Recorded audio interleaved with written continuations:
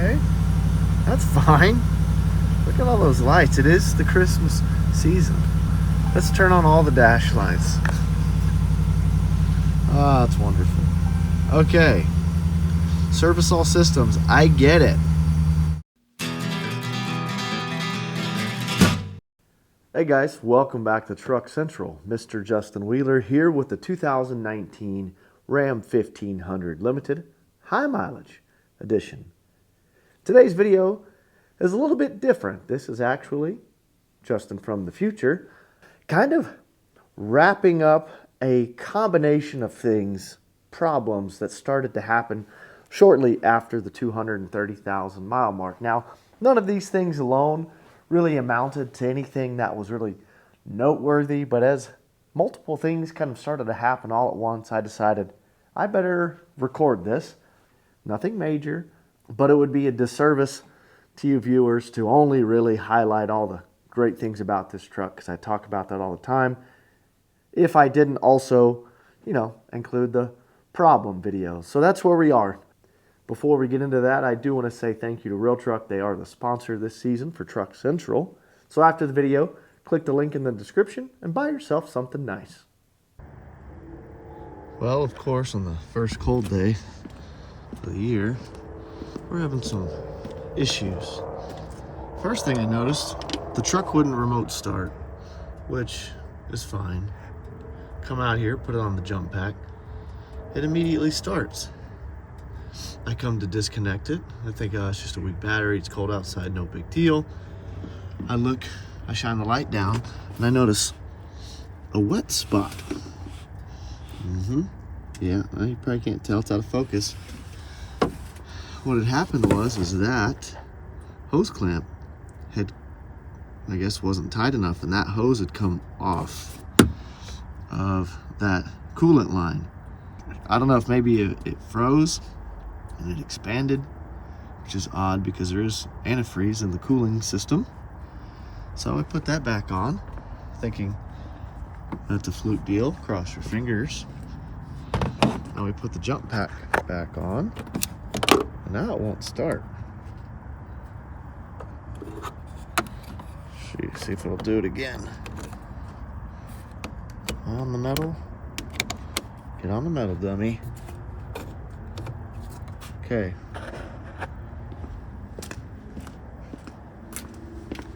She's sparkly this morning. Okay, here we go. Nothing. Oh, Jesus. Okay. Lights blinking and sounds buzzing. Now I haven't had this jump pack long. This is the first time that it's ever failed to get something to start, and it did work fine earlier. Whenever I just thought it was a battery issue, not a coolant issue or worse.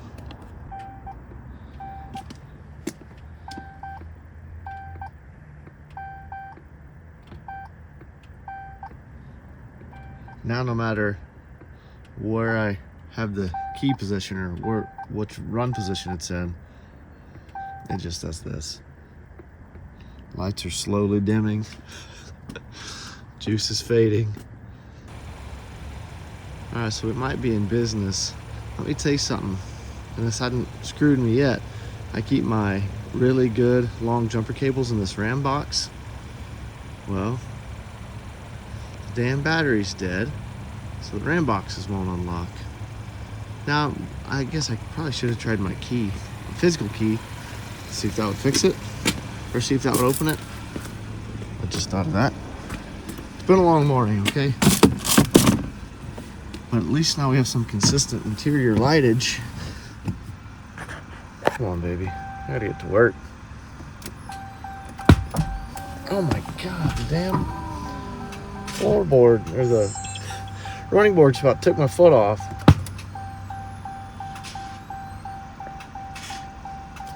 I know it's out of focus, but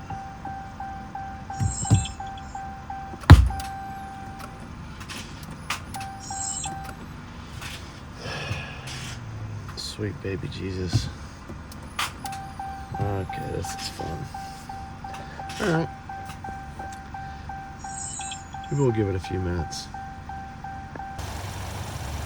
Alright, so those little garbage jumper cables gave me enough power to open my RAM boxes, but they still wouldn't get the job done, so we put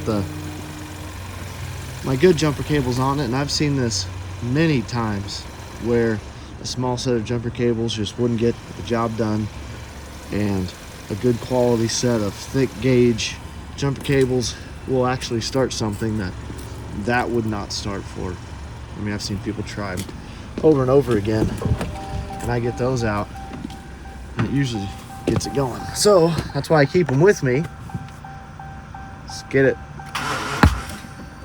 Oh, okay, it's closer.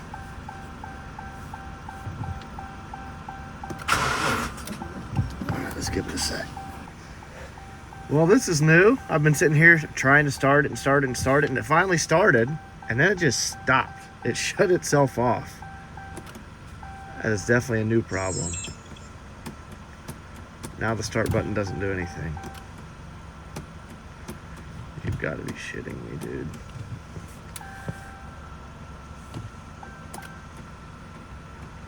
Forward.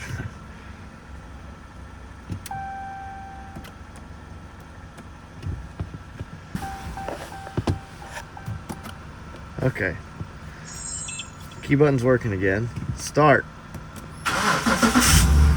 Stay started. Do not die, you little bastard. Okay.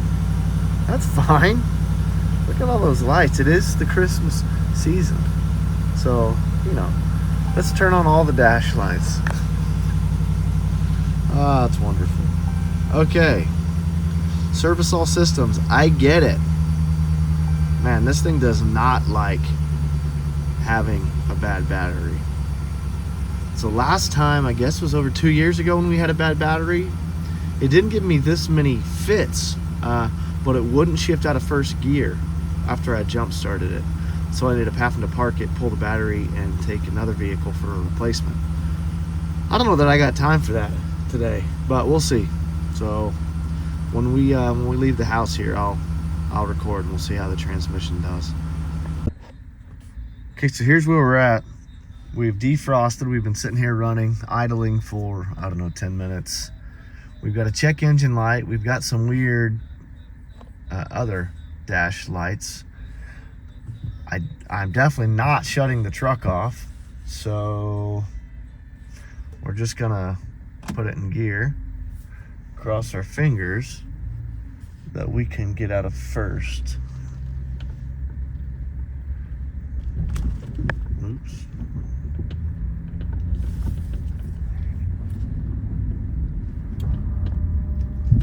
Wow.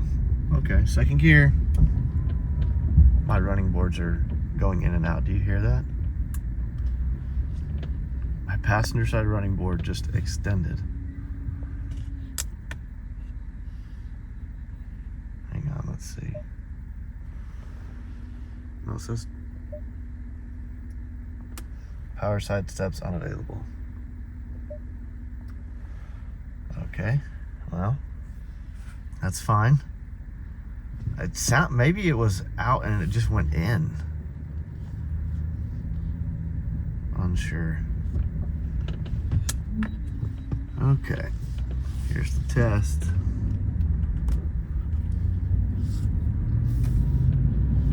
So, suggestion by me, and I neglected my responsibilities as a truck owner. Probably last week I noticed it was starting a little slower than usual. I knew the battery was getting weak, but damn it, they don't give you any grace with these high-tech electrically driven, not an EV, with all the electronics that are just in these trucks, man. When the battery gets a little low, it's no gradual wear down. You're completely stopped. Second gear, you can see the gear in the little next to the drive indicator. Third gear, fourth. All right, we should be good. So here's what we'll do. I gotta stop and get a coffee, for crying out loud. I'm 2 hours behind. And then I'm going to go to the parts store and go directly there, put a new battery in it, and we'll pick up from there. All right, old battery out, new battery in. We got the Superstart STD battery, so that's weird. We're gonna go ahead and throw some coolant in there, make sure that that doesn't remain a problem, and hopefully she'll start. All right, here's a sign of my optimism. I put the tools up, but this goes like anything else in my life. As soon as I put the tools up thinking I fixed something, I get them right back out.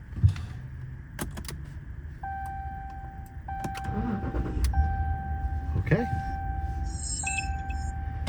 Time will tell then. Why am I in aero mode? I'm supposed to be in aero mode. Okay, well, it's fine. Let's run it for a while and I'll follow back up. All right, it's later in the day. Way later. No wet spot. That's a good sign. Haven't left since I got here this morning. All right. Focus. Oh yeah. What do we got for check engine lights? Nothing. It's literally the next day.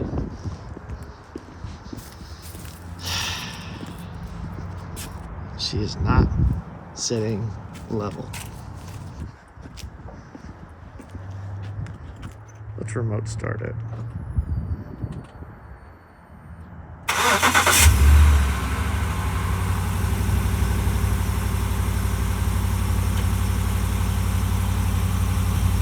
It's picking it up.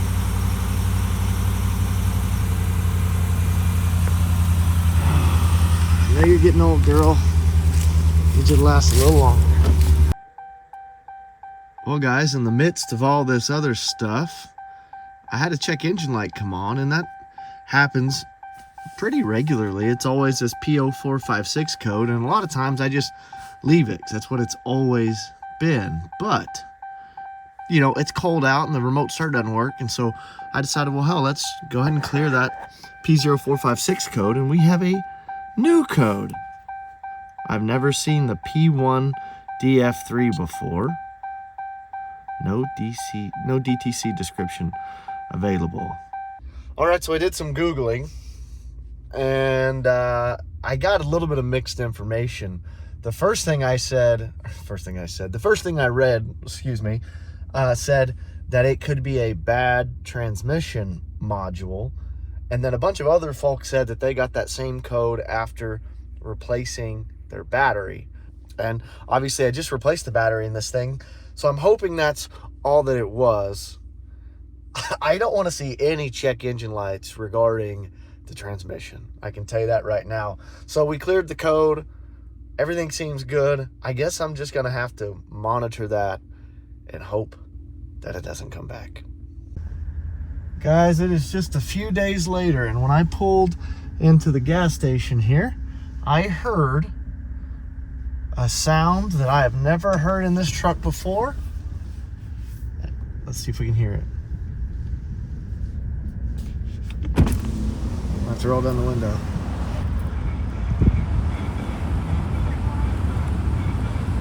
Can you hear it? I can hear it. And if I'm right, brake pads. Say it isn't so. I tried to make it 250,000 miles, and I may only end up making it. Oh, they're gonna let me go. Zoom. It's the faintest of grinding sounds, and I don't know if that's the squealer or if that's something else shit in the bed. But we're at 233,000 miles, and I think I'm hearing brake grinding. Still stops good. No noise. At a complete stop, but it's just a slow speed. Oh man, I'll follow up more. We might pop that wheel off in the morning and see how bad it is. So now we're going to address the noise. We're going to try to diagnose what that is. So to do that, we're going to pull into the shop. We're going to jack up the front end, and I'm just going to spin the wheel. We're going to try to hear where it's coming from. There's a good chance that it's going to be inconclusive, because if there's a noise, sometimes it's hard to tell. Is it the brake pads? Is it the bearings? Is it the dust shield? Is there a rock stuck between the dust shield and the rotor? Unsure.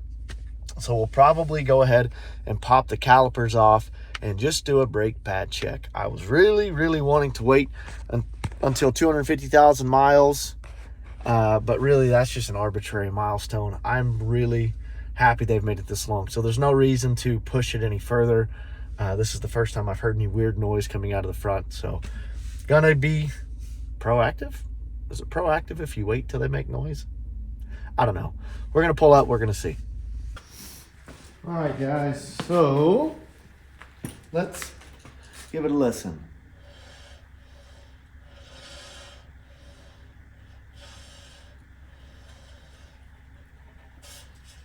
So you can hear that very clearly. Kind of sounds like the dust shield. Maybe we'll get lucky. So I'm going to continue to pop this off and take a closer look. I won't make you watch me taking the wheel off. You know how to do that. All right, guys, let's take another listen. Okay. Now, this damn roller chair, awful. Look down at the dust shield. Up here it looks okay.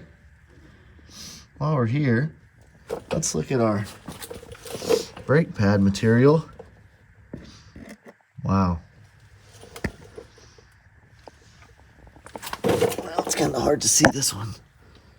Wait. Yeah. There's the money shot. That thing, there is so much brake pad left. God dang it. I'm going to get out some calipers here in a second. But we'll do some measurements here. But what I wanted to show you, let me crawl out under here, was, I believe our noise is coming from right here. I think it's rubbing.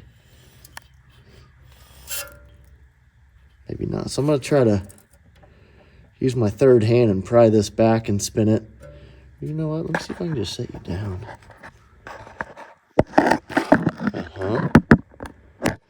You probably can't see a thing. That's fair, because neither can I. Let's see if it makes a noise as I pry this up. Oh, it still does. And I can see we're not touching the rotor here.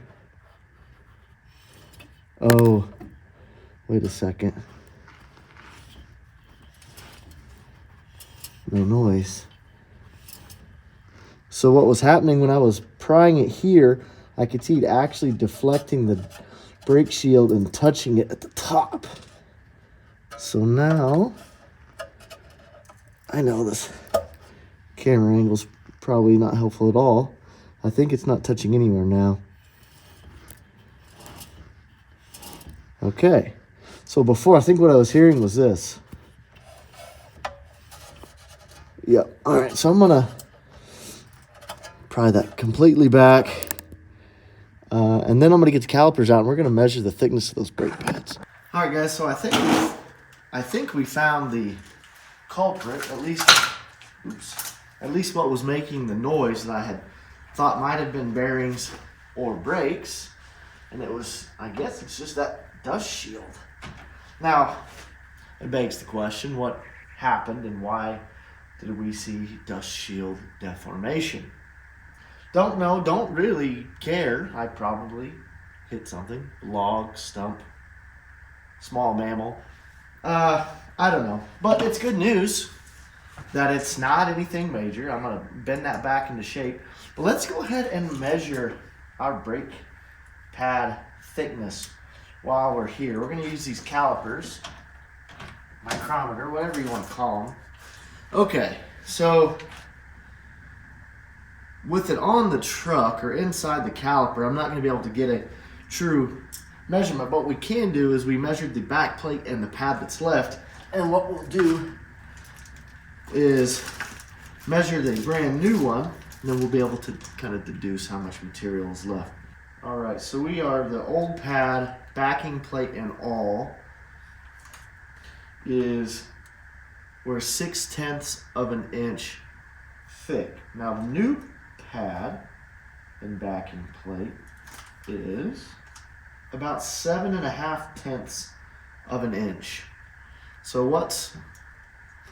we've worn 0.15, which that converts to what, like just over an eighth? Just under an eighth. Someone help me, please. What it means is they're barely freaking worn. I just want to put these new pads on, but they're good still. They're fine. And it's amazing. Like, it really blows my mind. I wouldn't believe it if I wasn't staring right at it. Okay, well, we're not going to do brakes in this video like I thought we might. We're going to go ahead and pop off the other side. We're going to check those two, that side as well. And then we'll go ahead and rotate these front tires for good measure, I guess. And I think we're going to wrap it up. All right, quick side note here. So me and my brother are working on his Chevy, doing all kinds of stuff to it, bringing it back around. I pulled one of his slotted mags over here. Check that out. How cool would that look on the old dusty Dodge? A little bit of a lift kit, some small rims with some big meaty tires. I don't know, that might look cool. Maybe need to go a little bigger. I think those are 33s. Might need to go 37. I don't know. Anyway, back to the brakes. Well, not surprisingly, we have almost the exact same thickness of pad material on the passenger side. You can see right through there. These pads, insane. So happy about that, obviously. Not so happy about that. Open wide. So that's fun. And there's trash in there, so great. I guess my super glue finally said no more. This is not my job. Okay. I'm going to clean that up and get that repacked, packed with grease, and replaced, repaired. I got more glue somewhere. All right, guys, check it out. I'm kind of midway into cleaning this thing, and I noticed that this split is actually in new material. So part of what I glued before actually held up, but for whatever reason, it's just continuing to tear. So I'm going to do the best I can to stuff some grease in there, doctor it up again. I know this is not a permanent fix. This is a true Band-Aid solution, but I'm gonna get a higher quality CV axle, and as soon as the craziness of this time of year kind of dies down a bit, I'm gonna get this thing back up in the air and replace this thing properly. But man, I just don't have the time today. So I know it ain't right, and I know it ain't pretty, but we got work to do. So bring on the glue. So that's pretty much a wrap. Let's recap. Battery, right at 2 years-ish, crapped out on us. Again, not a big deal. What's odd about that is that it exhibited different symptoms than the last time. Before, when it happened, I couldn't get out of first gear. This time, it just acted weird, didn't start. No major issue. It was easy to tell that's what it was. That was the fix. The radiator deal, or the radiator hose that popped off. Now, I don't want to jump to any conclusions. I don't think that had anything to do with the Muzzy hack that we installed. Granted, it was in the same location, but it was probably just user error. I guess I didn't get that hose clamp on tight enough. Really strange though, that just so happened that night to come loose. I can't explain that. That might just be an absolute fluke deal. The brakes? The brakes, apparently they're 1,000,000-mile brake pads. Where'd my thing go? I mean, we've got this much brake pad left. Well, minus the backing plate. Tons of brake pad left. I'm serious when I say 1,000,000 miles. They're not a quarter of the way worn. And we're close to 250. Then I had the weird check engine light. What was it? BR549. I just rewind it, or we'll put a link or numbers up on the screen. But the tuner said DTC description not available or whatever. Hopefully that's just the battery. I've started it or stopped it and restarted it a couple times. Hasn't come back. I hope that it's not the transmission module like I saw at some point. So if you've seen that or are familiar with that code, it'd be very helpful for you to share that information. And then the CV boot. I'm going to fix it. I guess I've kind of just been waiting to do all the front end stuff at once. You know, I know that I need to do the ball joints and probably need to look at the tie rod ends and the sway bar end links, and it probably all needs redone. And I'd really like to do it all at once, maybe when I install a lift kit on this. So I'm really just trying to bide my time. The super glue is currently drying. It says it takes 12 to 24 hours to cure. I'm going to give it all of about an hour because I have to drive this thing home. In fact, I've got work to do. I'm about to hook back up to the trailer and haul butt down the road because that's what this truck does. It doesn't sit still very long. So keep that in mind. I'm not judging this very harshly because the good definitely outweighs the bad. So with that, I think that we're good. We're going to wrap this up. One final thank you to Real Truck. Like I said, they are the sponsor this season for Truck Central. So if you need mud flaps, floor mats, exhaust, intakes, tuners, you name it, they got it. Click the link in the description. Leave me a comment down below. You know I look forward to talking to you. And as always, thanks for watching.